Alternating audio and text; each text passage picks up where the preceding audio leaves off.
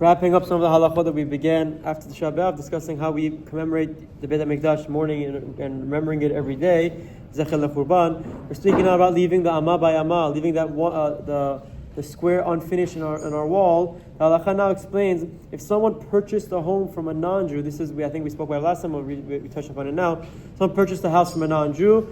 That's the classic example that doesn't require at all to have this unfinished wall. If someone purchased it from a non-Jew, the non-Jew who built it for himself had no obligation to leave such a wall, and therefore, when you buy it in that state, there's no obligation whatsoever to have that amma by amma either. That's the most classic and most common scenario in our areas. Now, what about if someone buys it from a Jew who didn't have that wall, who didn't leave an unfinished wall? So there's a machloket in Achronim. Some suggest that because the Jew who initially built it was obligated to have that amma by amma, and he didn't do it, the obligation in the house still required the unfinished wall. Therefore, when you acquire and you take over the home, you need to scrape off some of the paint from one wall and fulfill this halacha, this minhag.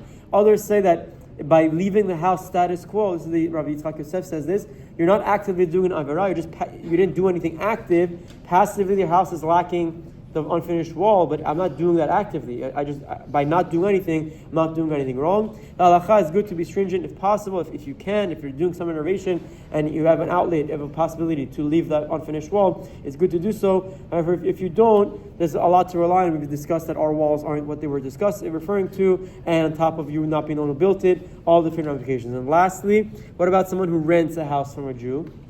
There's different opinions in the Achronim. Some suggest that it's on the landlord, the person who owns the house, or he has an obligation independently to have the amma by amma wall, and therefore the person who's renting it, the tenant, doesn't need to do anything. Others argue and say, no, now the tenant lives there, it's his home and he needs to do it. The halacha, if someone can be strict and do it, it's very nice, but the Achronim explain that if it goes on the owner, once he doesn't live there, he doesn't really have access to it. So again, it's a gray area. It's best if possible. If yes, if not, there is what to rely on. And lastly, we discussed investment. Someone who buys a deal for an investment does not need to put an amma by amma. He's not living there, doesn't know who's living there. There's no need to go and leave a Zecher LeChurban when we don't know if there's a Jew who will end up living there. Just a quick synopsis of these halachot. B'ezras Hashem, we continue to commemorate the Churban every day.